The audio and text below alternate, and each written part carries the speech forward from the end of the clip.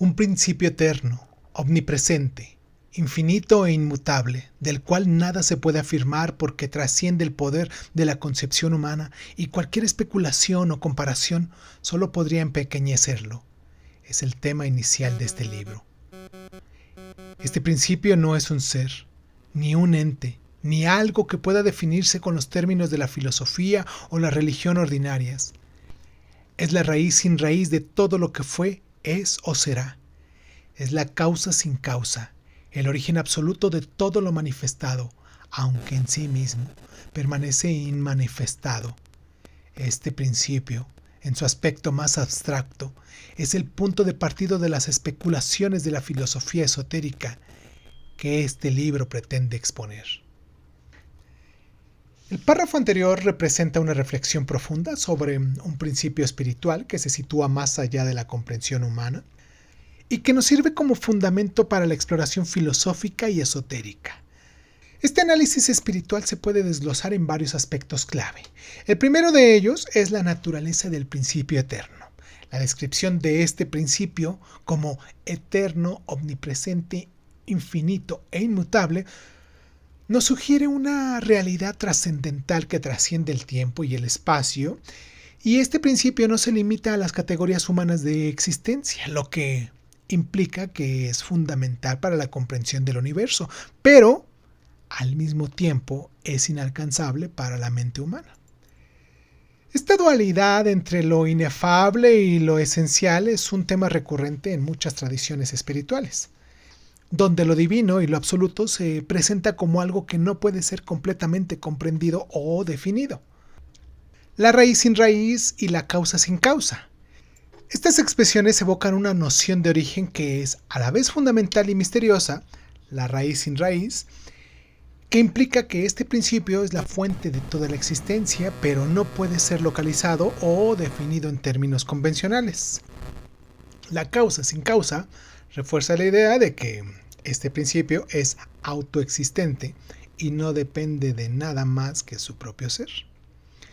Este concepto es común en muchas tradiciones místicas donde se habla de un principio primordial que da origen a todo lo manifestado sin ser parte de la manifestación misma. La manifestación y la inmanifestación. La distinción entre lo manifestado y lo inmanifestado es crucial en la espiritualidad. El principio descrito es el origen de todo lo que existe, pero en su esencia permanece inmanifestado, lo que sugiere que la realidad última es más profunda que la realidad física que percibimos. La idea invita a la contemplación sobre la naturaleza de la existencia y la relación entre lo visible y lo invisible, lo que puede llevar a una búsqueda espiritual un poco más profunda. Ahora bien, hablemos de la filosofía esotérica como camino de la exploración. Este párrafo, el primero con el que abrimos este podcast, concluye aludiendo a la filosofía esotérica como un medio para explorar este principio. Eso sugiere que este libro se propone ofrecer un camino de conocimiento que va más allá de las enseñanzas convencionales, invitándonos a nosotros los lectores a adentrarnos en un estudio más profundo y místico de la realidad. La filosofía esotérica a menudo busca desentrañar verdades ocultas y ofrecernos una comprensión más profunda de la existencia, lo que puede ser un camino hacia la realización espiritual. Entonces, este párrafo presenta un enfoque espiritual que invita a la reflexión sobre la naturaleza de la realidad última, y a través de la exploración de un principio que trasciende la comprensión humana, se plantea una invitación a la contemplación y al estudio de lo esotérico, sugiriendo que el verdadero conocimiento espiritual requiere una apertura a lo inefable y a lo desconocido. Ese enfoque resuena como muchas tradiciones espirituales que buscan conectar al individuo con lo divino a través de la meditación, la introspección y el estudio profundo. Pero yo encantado me sigo hablando y ni siquiera me he presentado. Soy Irving Sun, para quien no me conoce, para quien todavía no se ha suscrito con nosotros. Esto es Crónica Leonares. Esta es nuestra sección de Cuéntame un libro. Hoy vamos a hablar en esta sección de La doctrina secreta de Elena Pevnova Blavatsky, mejor conocida como Madame Blavatsky. Suscríbete y comenzamos.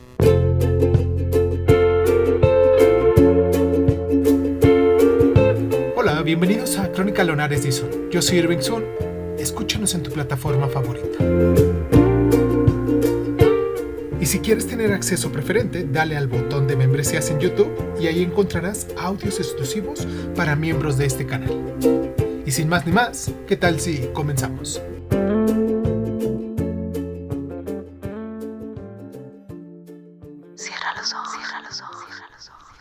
La doctrina secreta es una obra filosófica, esotérica y teosófica que sintetiza ciencia, religión y filosofía. Puede entenderse como una explosión sistemática de las enseñanzas esotéricas sobre el origen del cosmos y la humanidad basadas en las estancias del Xi'an, un supuesto texto antiguo al que Blavatsky afirmó haber tenido acceso. Y bueno, esta obra se divide en dos volúmenes principales en su edición original de 1888. En el primer volumen nos habla de la cosmogénesis, donde explora la formación del universo, los ciclos cósmicos, las jerarquías de los seres espirituales y la evolución del cosmos desde el principio eterno e inmanifestado. También nos introduce conceptos como el karma, la reencarnación y todas las almas con el alma universal. En el segundo volumen, llamado Antropogénesis, se centra en el origen y la evolución de la humanidad, describiendo las razas raíz, o sea, las etapas evolutivas espirituales y físicas, y la interacción entre las fuerzas divinas y humanas. En el tercer volumen, que fue póstumo, publicado tras la muerte de Blavatsky, contiene artículos y ensayos adicionales, aunque su autenticidad es debatida.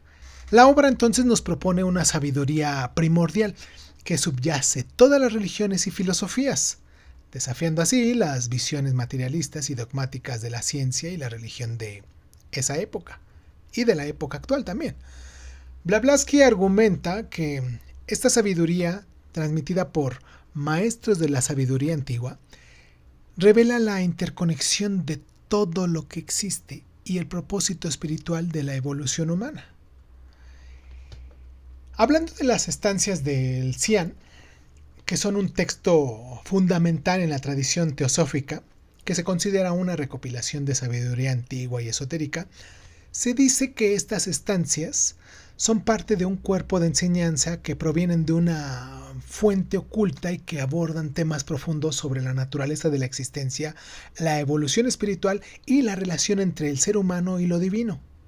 Y bueno, a continuación vamos a presentar un análisis espiritual y filosófico de las estancias del Xi'an, sus puntos principales, los autores que nos recomiendan leer estas estancias y las formas de interpretarlas para una mayor comprensión. En el punto número 1, los puntos principales de las estancias de Xi'an. En ellos podemos encontrar la naturaleza de la realidad, o sea, las estancias abordan la dualidad de la existencia, la relación entre lo manifestado y lo inmanifestado, y la idea de que la realidad es un proceso continuo de creación y de destrucción. Se enfatiza en este punto que todo lo que existe es parte de un ciclo mayor a la evolución. También está la evolución espiritual, donde se nos presenta la idea de que la humanidad está en un proceso de evolución espiritual, donde cada individuo tiene un propósito y un camino único hacia la realización. Este proceso, obviamente, implica el desarrollo de la conciencia y la conexión con lo divino. También nos habla de la interconexión de todo.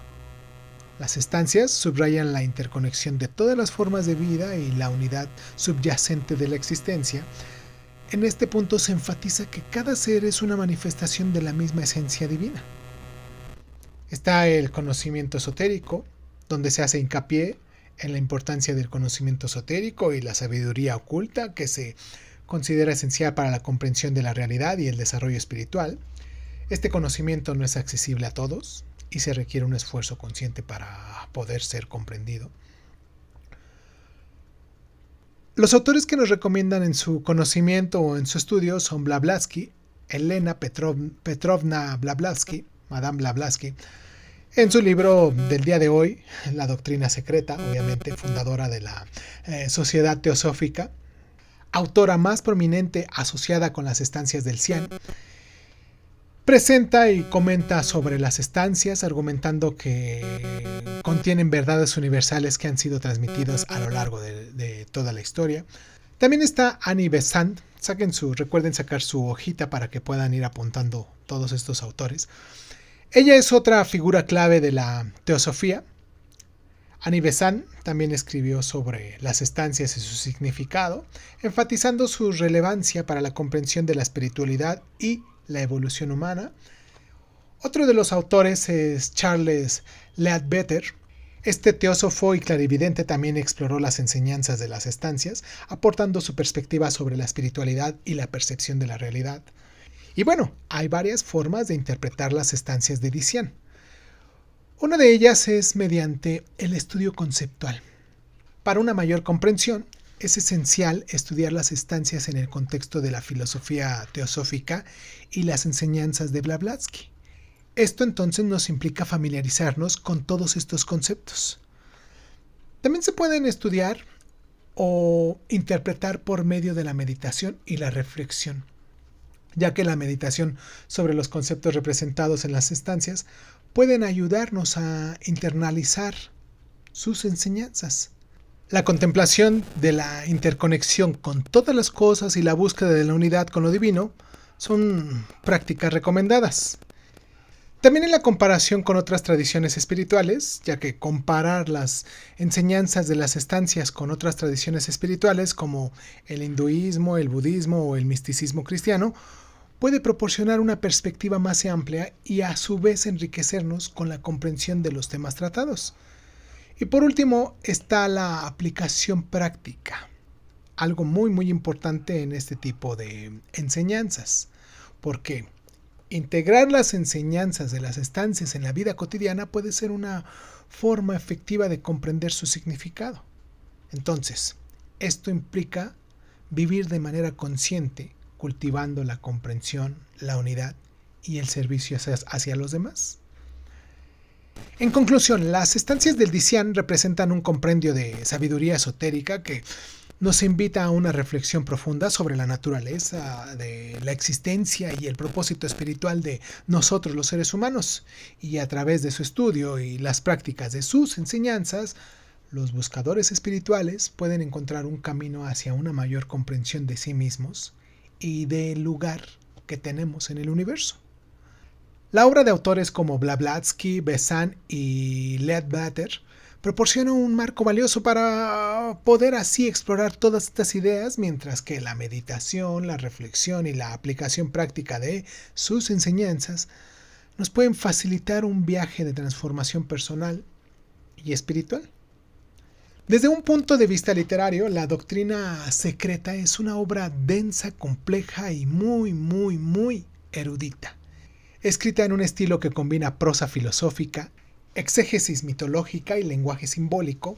Y bueno, su estructura no es lineal, sino temática, con extensas digresiones que conectan textos sagrados como los Vedas, el Zohar o el Popol Vuh, textos de los mayas, con conceptos científicos y filosóficos. El lenguaje es elevado, muchas veces es críptico, lo que algunos críticos han señalado como un intento de reflejar la profundidad esotérica del contenido, aunque otros lo consideran innecesariamente rimbombante. Madame Blavatsky emplea un tono didáctico, pero también polémico, desafiando las ortodoxias científicas y religiosas de su tiempo.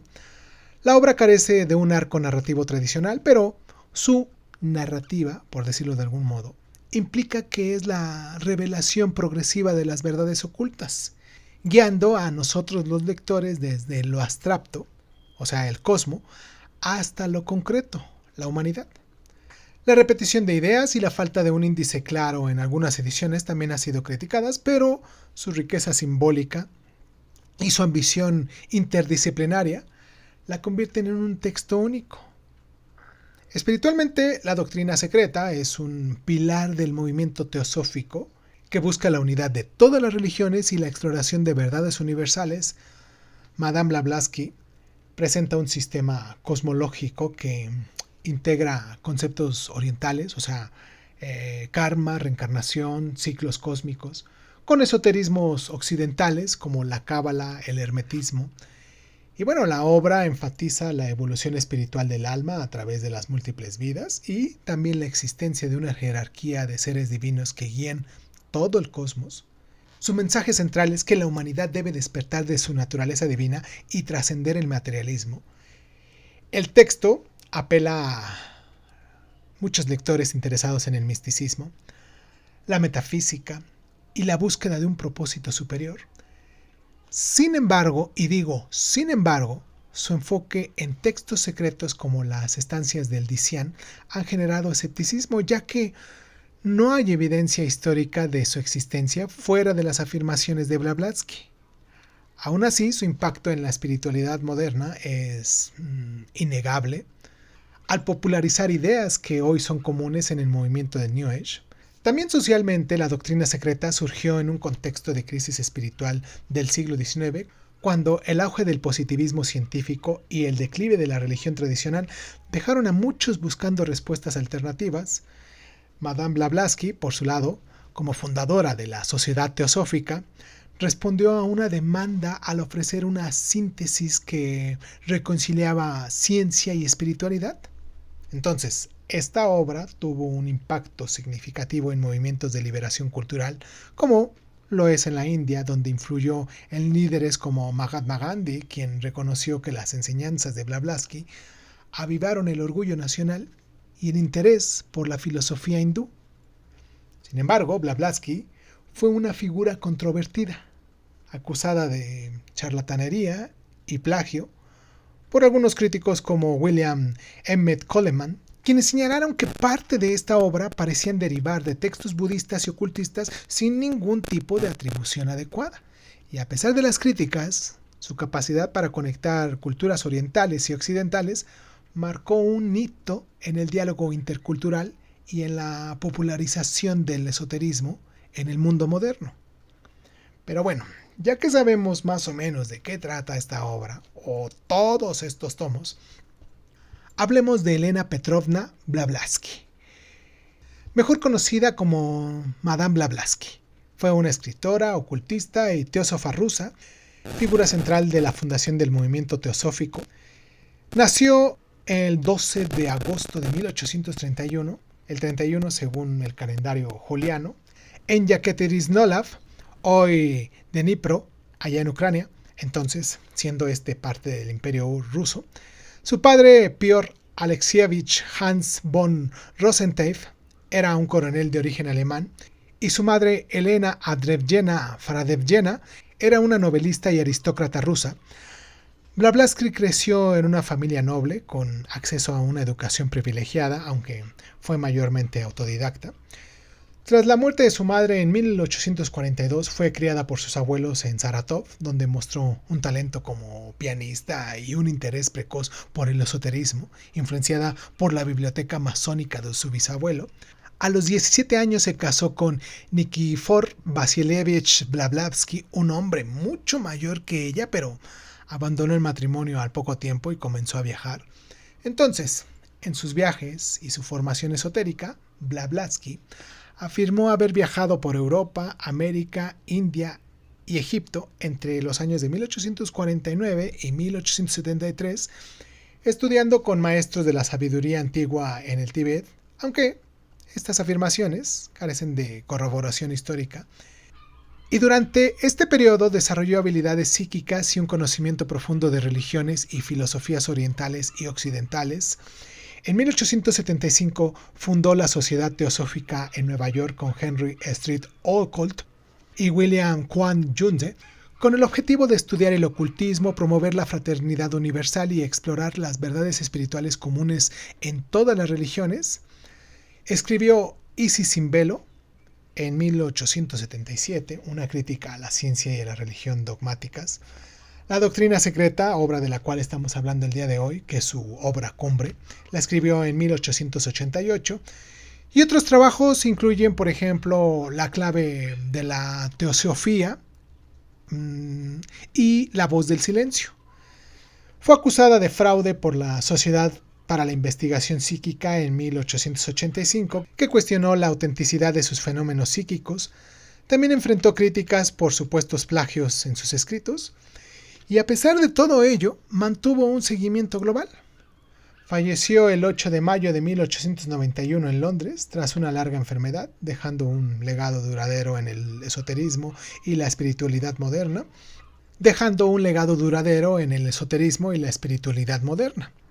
Madame Blavatsky afirmó que la doctrina secreta se basa en un texto antiguo, el libro de Dicien, al que tuvo acceso en el Tíbet, y no existe evidencia histórica de este libro, lo que ha llevado a especulaciones sobre si fue una invención o una interpretación simbólica de textos budistas o hinduistas. Mahatma Gandhi atribuyó a las enseñanzas de Blavatsky y a la sociedad teosófica su redescubrimiento de la filosofía hindú, lo que influyó en su activismo por la independencia de India. Algunas ediciones modernas de la doctrina secreta, especialmente las publicadas por Amazon, han sido criticadas por errores de impresión, por párrafos repetidos y por falta de índices, lo que dificulta ya a su vez su difícil lectura.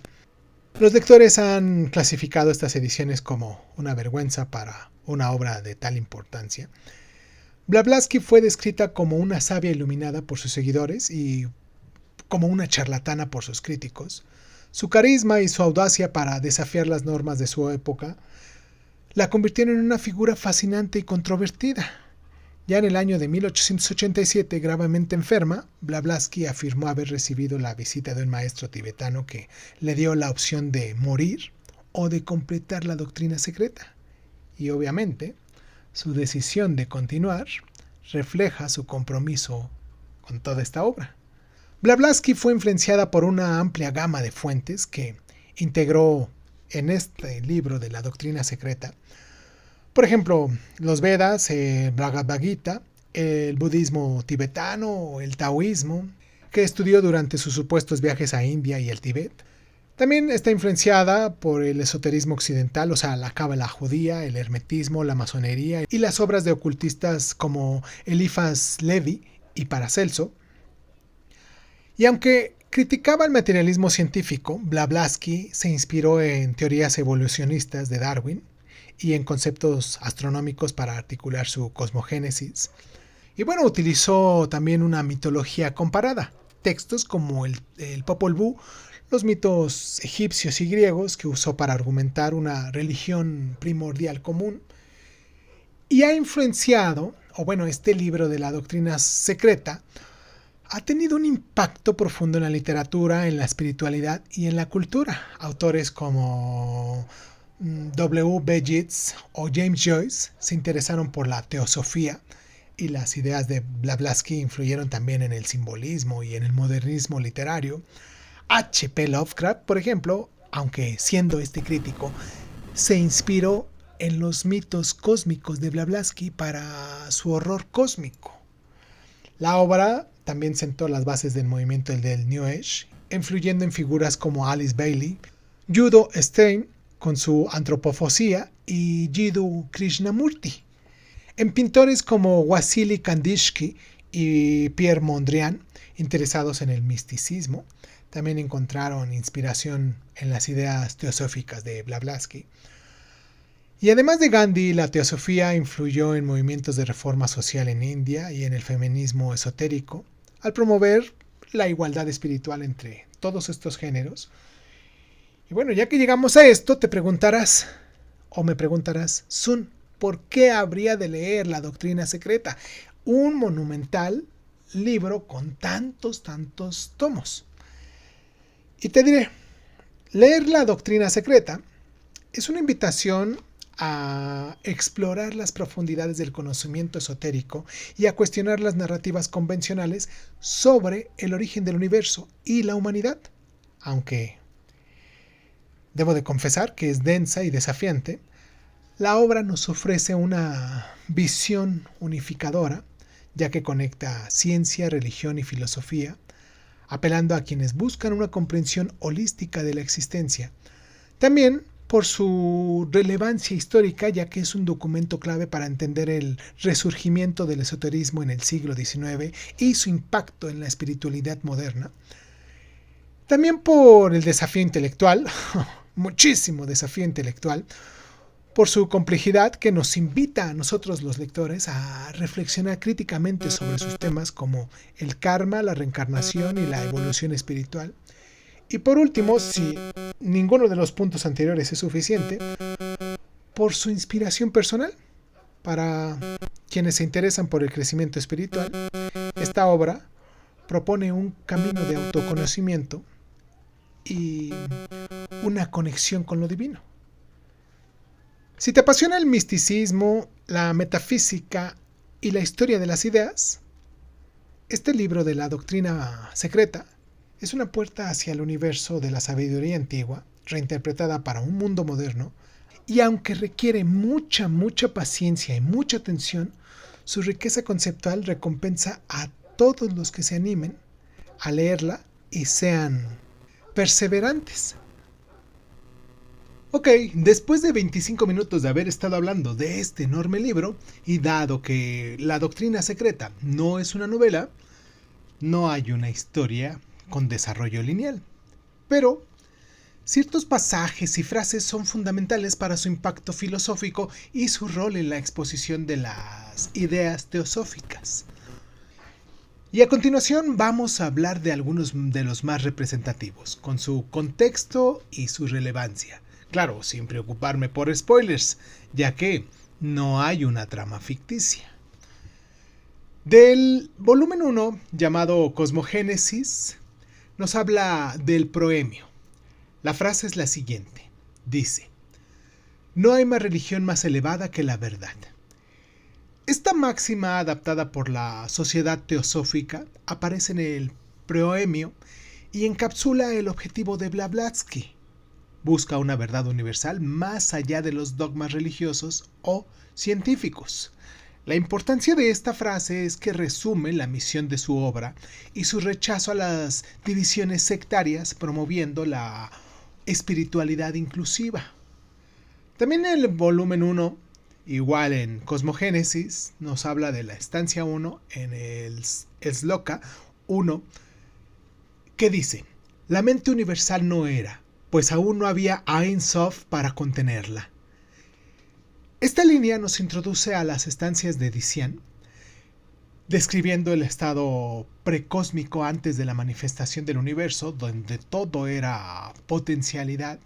Y bueno, la importancia de esta frase es que nos establece el tono místico y abstracto de la cosmogénesis, invitando a nosotros los lectores a contemplar lo inefable. En el volumen 2, titulado Antropogénesis, nos habla sobre las razas raíz. La frase es la siguiente: la humanidad es una en esencia, pero diversa en sus manifestaciones. Las razas raíz son etapas en la evolución del alma. Blavatsky describe las 7 razas raíz como fases evolutivas no solo físicas, sino espirituales, que la humanidad atraviesa en ciclos cósmicos. En este concepto, aunque controvertido por su interpretación radical, o sea, malentendida en contextos modernos, subraya la unidad espiritual de la humanidad y la evolución hacia la divinidad. Hay una frase más en el volumen 2 que es sobre el karma y la reencarnación, que dice: el karma es la ley infalible que ajusta efecto a causa en planos físico, mental y espiritual del ser. Con esto Blavatsky nos explica el karma como un principio universal de justicia cósmica, ligado a la reencarnación que guía el destino humano. La importancia de esto es que nos introduce ideas orientales al público occidental, popularizando conceptos que hoy son centrales en la espiritualidad moderna.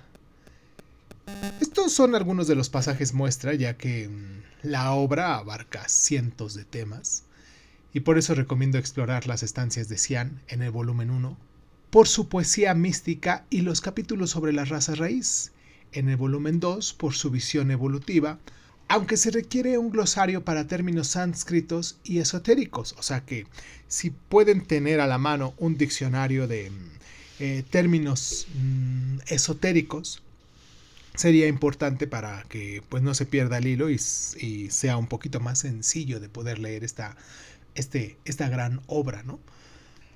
Bueno, pero hablando de eso, hablemos de el libro físico, titulado La doctrina secreta, síntesis de la ciencia, la religión y la filosofía.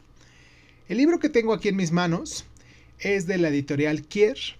Obviamente les voy a poner la portada física que se encuentra de este libro aquí en la portada del podcast. Ahí si quieren revisar, la portada pequeñita que sale como imagen es la que tengo yo en mis manos. La autora es Elena Petrovna Blavatsky. La publicación original se hizo en 1888, allá en Londres. Se hizo en inglés, obviamente. La primera edición en español fue a finales del siglo XIX por la Sociedad Teosófica. Y bueno, varía según la edición y el idioma. Por ejemplo, en español, la obra completa de 6 tomos suman aproximadamente entre 1800 y 2000 páginas.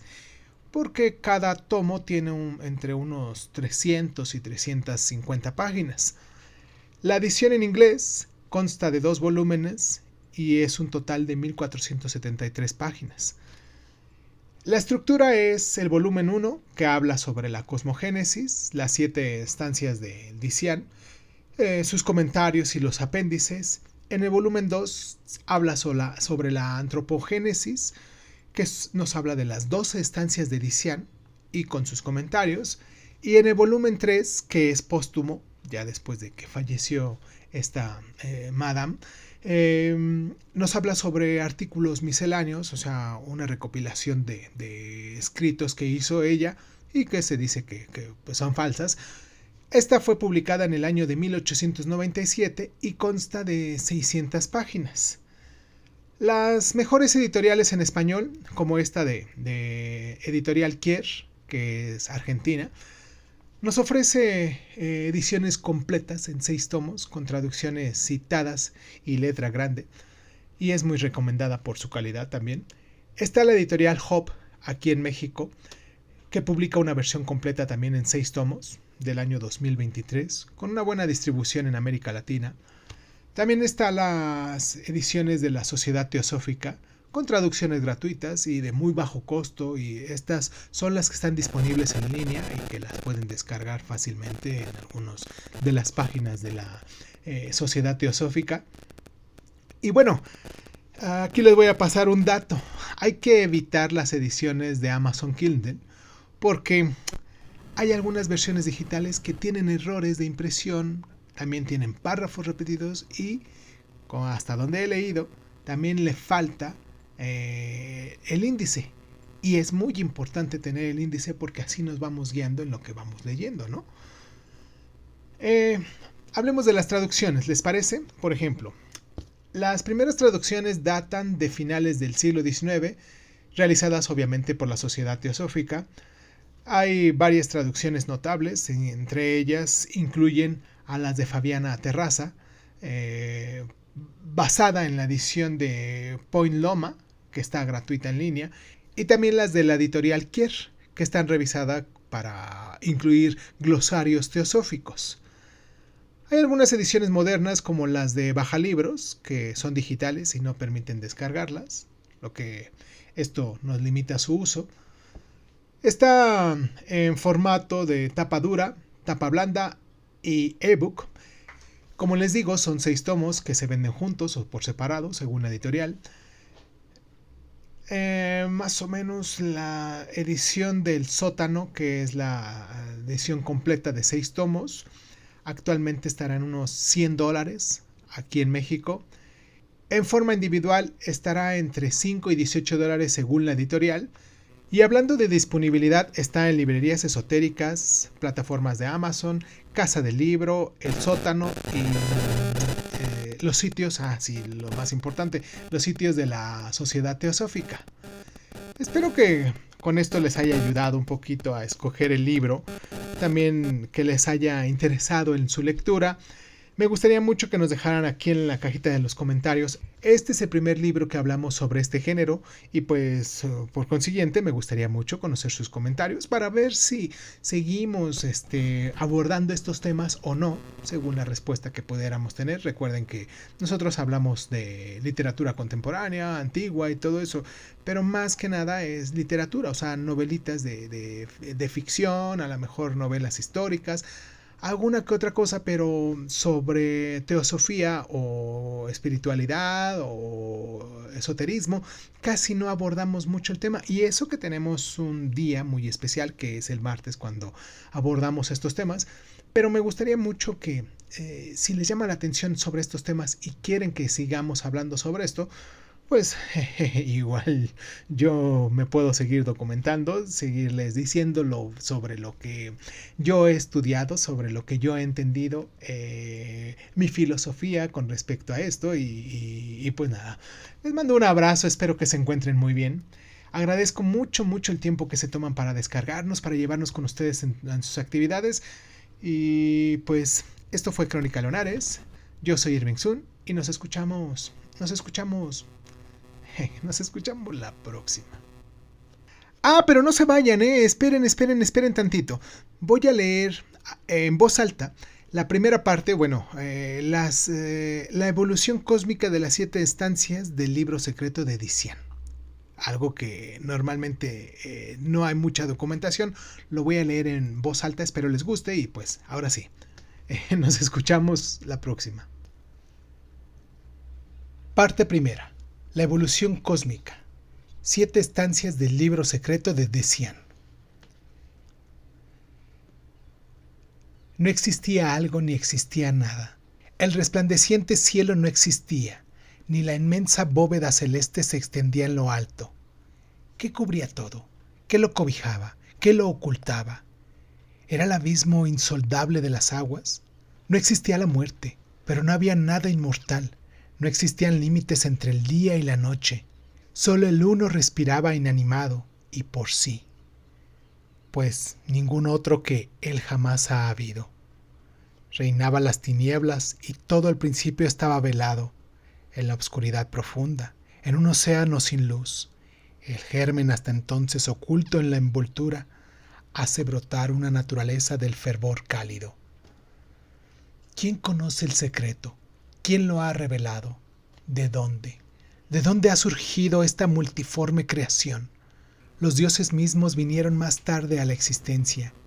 ¿Quién sabe de dónde vino esta gran creación? Aquello de donde toda esta creación inmersa ha procedido, bien que su voluntad ha creado, bien fuera moda. El más elevado vidente, en los más altos cielos, lo conoce, o quizás tampoco, ni aun él lo sepa, contemplando la eternidad, antes que fuesen echados los cimientos de la tierra. Tú eras, y cuando la llama subterránea rompa su prisión y devore la forma, todavía serás tú, como eras antes, sin sufrir cambio alguno cuando el tiempo no exista. Oh mente infinita, divina eternidad. Rig Veda. La evolución cósmica de las 7 estancias del libro de Dician. Estancia 1. El Padre Eterno, envuelto en sus siempre invisibles vestiduras, había dormitado una vez más por 7 eternidades. El tiempo no existía, pues yacía dormido en el cielo infinito de la duración. La mente universal no existía, pues no había ahí para contenerla. Las 7 sendas de la felicidad no existían. Las grandes causas de la desdicha no existían, porque no había nadie que las produjese y fuese aprendido por ellas. Solo tinieblas llenaban el todo sin límites, pues Padre, Madre e Hijo eran una vez más uno, y el Hijo no había aún despertado para la nueva rueda y su peregrinación en ella.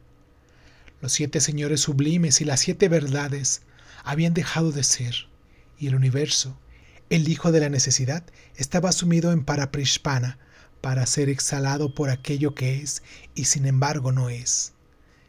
Ninguna cosa existía. Las causas de la existencia habían sido destruidas, lo visible que fue y lo invisible que es.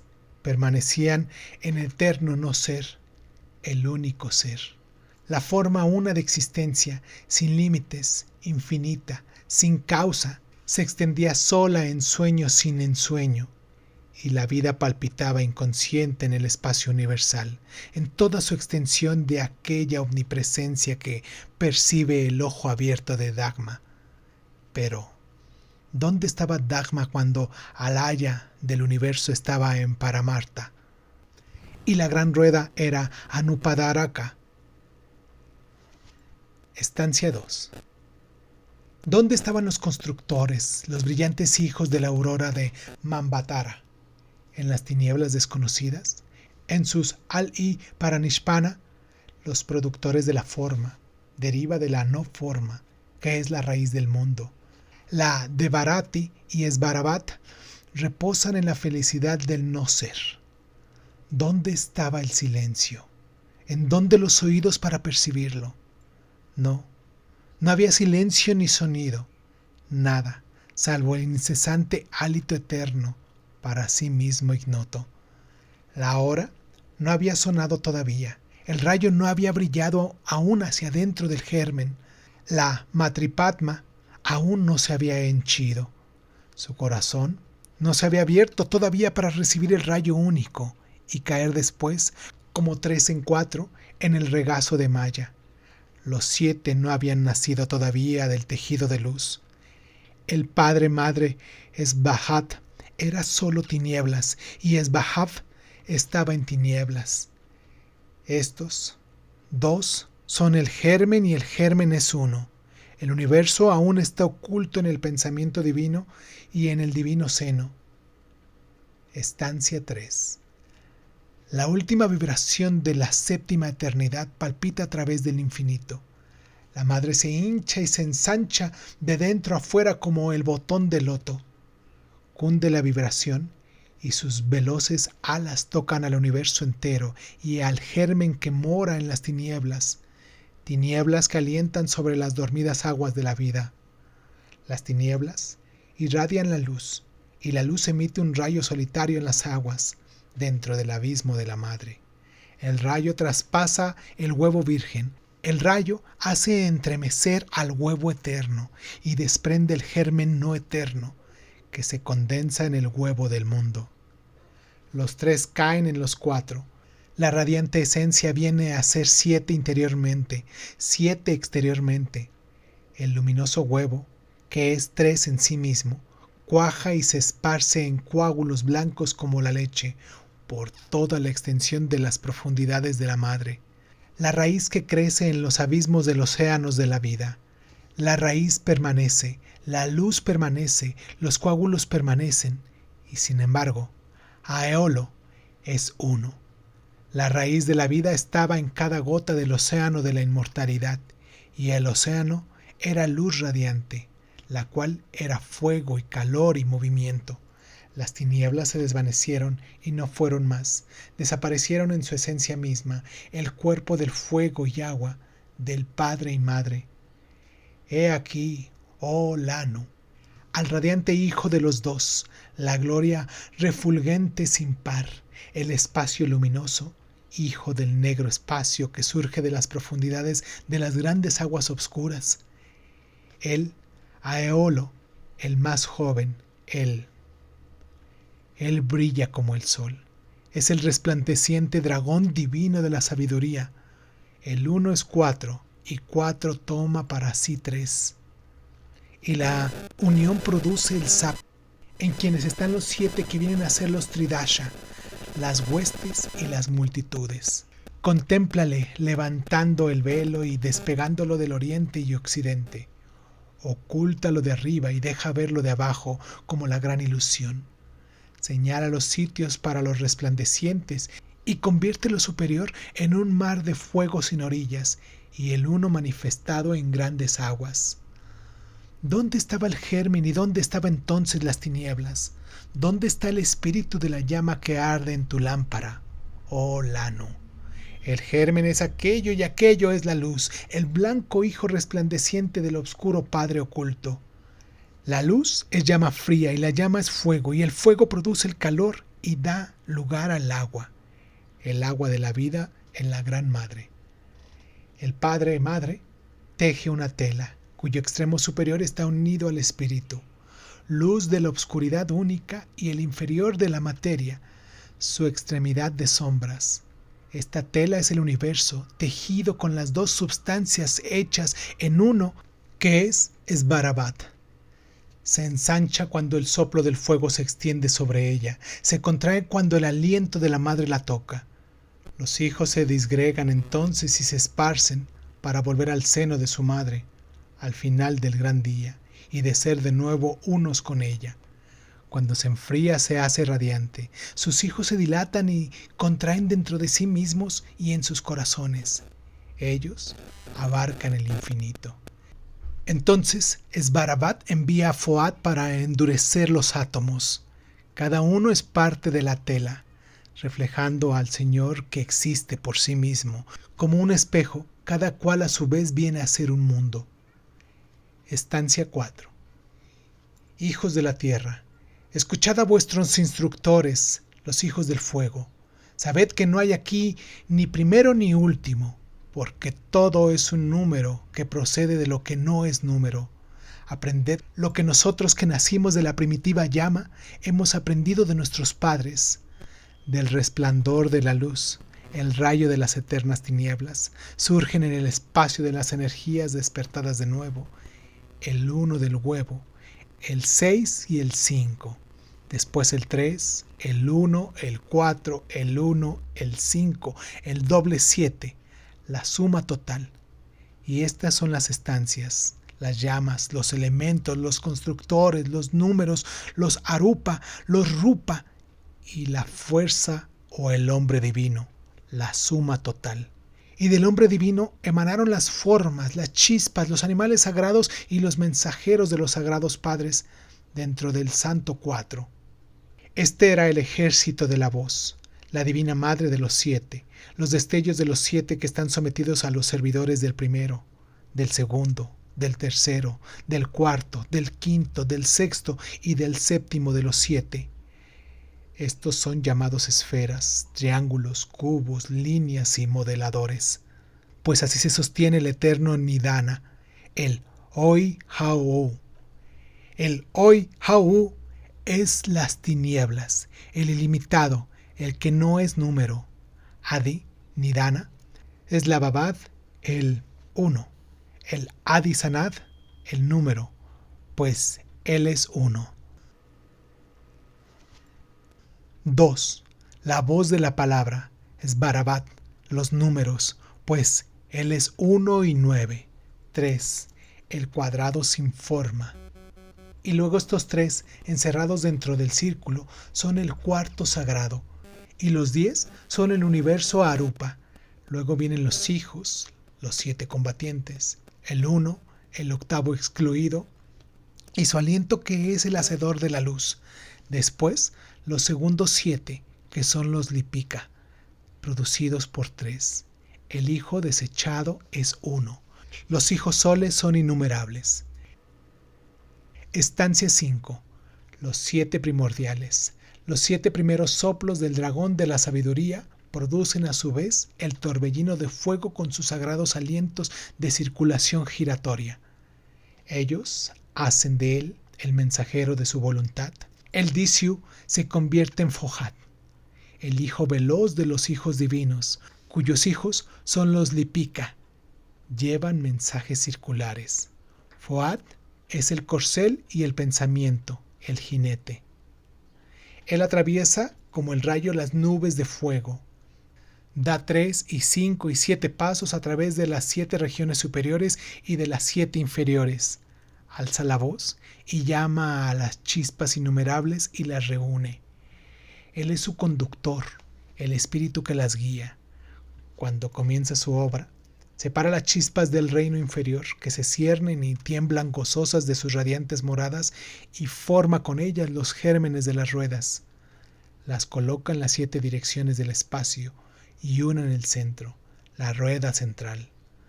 Foat traza líneas espirales para unir la sexta y la séptima, la corona. Un ejército de los hijos de luz se sitúa en cada uno de los ángulos. Los Lipika se colocan en la rueda central.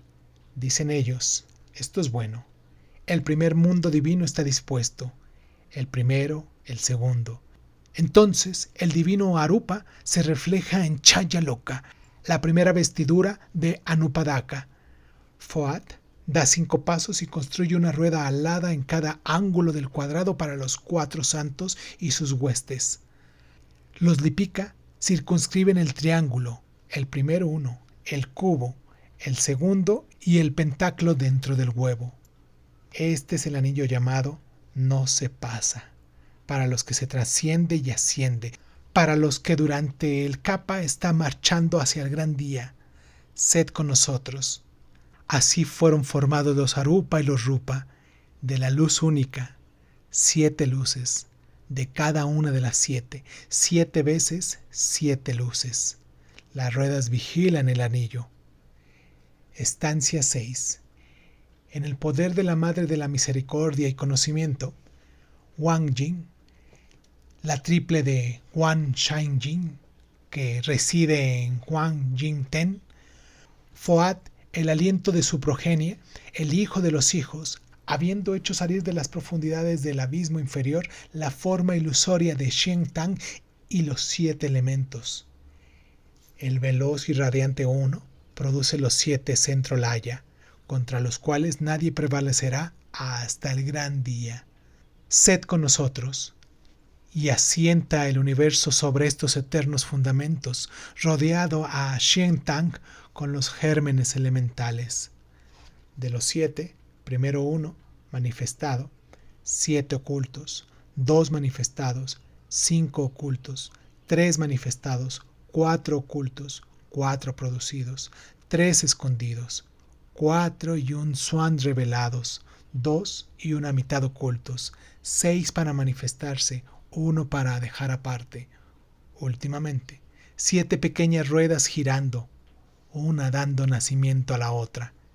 Él las construye a semejanza de ruedas más antiguas, colocándolas en los centros imperecederos. ¿Cómo las construye Foat? Él reúne el lingueo polvo, hace esferas de fuego, corre a través de ellas y a su alrededor, infundiéndoles vida, y después las pone en movimiento, a las unas en esta dirección, a las otras en aquella. Están frías y él las caldea, están secas y él las humedece, brillan y él las aventa y las refresca. Así procede Foat, del uno al otro crepúsculo, durante 7 eternidades. En la cuarta, los hijos reciben orden de crear sus imágenes. La tercera parte se niega, las otras 2 obedecen. La maldición se pronuncia. Nacerán en la cuarta, sufrirán y harán sufrir. Esa es la primera guerra. Las ruedas más antiguas rodaban hacia abajo y hacia arriba. La hueva de la madre llenaba el todo. Hubo batallas reñidas entre creadores y los destructores, y batallas reñidas por el espacio, apareciendo y reapareciendo la semilla continuamente. Haz tus cálculos, Lanu, si quieres saber la edad exacta de la pequeña rueda. Su cuarto rayo es nuestra madre. Alcanza el cuarto fruto del cuarto sendero del conocimiento que conduce al nirvana, y tú comprenderás por qué verás. Estancia 7. He aquí el principio de la vida informe senciente. Primero, el divino, el uno que procede del espíritu madre, después el espiritual. Los 3 emanando del uno, los 4 emanando del uno, y los 5 de los cuales proceden los 3, los 5 y los 7. Estos son los triples y los cuádruples hacia abajo, los hijos nacidos de la mente del primer Señor, los 7 resplandecientes. Ellos son tú, yo, él, oh Lanu, los que velan por ti y tu madre, Bhumi. El rayo único multiplica los rayos menores. La vida precede a la forma y la vida sobrevive al último átomo. A través de los rayos innumerables del rayo de la vida, el uno parecido a un hilo que ensarta muchas cuentas. Cuando el uno se convierte en dos, aparece el triple, y los tres son uno, y este es nuestro hilo. Oh Lanu, el corazón del hombre planta, llamado Samtaparma. Él es raíz que jamás perece, la llama de 3 lenguas y 4 pábilos. Los pábilos son las chispas que parten de la llama de 3 lenguas proyectadas por los 7. ¿Quién es la llama? Rayos de luz y chispas de una luna que se reflejan en las movientes ondas de todos los ríos de la tierra. La chispa pende de la llama por el más tenue hilo de Foad. Ella viaja a través de los 7 mundos del Maya. Se extiende en el primero, y es un metal y una piedra. Para el segundo, y él ha hecho una planta. La planta gira a través de 7 cambios, y viene a ser un animal sagrado. De los atributos combinados todos ellos, se forma Manu, el pensador. ¿Quién lo forma? Las 7 vidas y las 7 una. ¿Quién lo contempla? El quíntuple La. ¿Y quién perfecciona el último cuerpo? Pez, pecado y soma. Desde el primer nacido, el hilo entre el silencio vigilante y su sombra se hace más y más fuerte y radiante a cada cambio. La luz del sol de la mañana se ha cambiado en la gloria del mediodía. Esta es tu rueda actual, dijo la llama de la chispa. Tú eres yo misma, mi imagen y mi sombra. Yo me he revestido de ti y tú eres mi Baján, hasta el día con sed con nosotros, en el que has de volver a ser, yo misma y otros, tú misma y yo. Entonces los constructores terminan su primera vestidura, descienden sobre la radiante tierra y reinan sobre los hombres, que son ellos mismos. Así acaba esta parte de la narración arcaica, oscura, confusa, casi incomprensible. Trataremos ahora de hacer luz de estas tinieblas para sacar el significado de esta aparente falta de sentido. Suscríbete a Crónicas Lunares de Izun en Spotify y otras plataformas de audio y de podcast. Si te gusta lo que estamos haciendo, regálanos un like, comparte este audio en tus redes sociales y sobre todo, déjanos un comentario con tus inquietudes, ¿vale? Crónicas Lunares de Izun es un programa de divulgación cultural conducida, narrada y comentada por Irving Sun y en muchas ocasiones por invitados especiales. Si quieres participar leyendo tu cuento favorito en voz alta, recuerda ponerte en contacto con nosotros. Agradezco infinitamente a todos los lunares que con sus donaciones hacen que este canal crezca y me sienta motivado a hacer lo que me gusta hacer y mostrárselo en estas plataformas. Gracias infinitas. Yo soy Irving Sun, esto fue Crónicas Lunares y ¿qué tal si nos escuchamos después?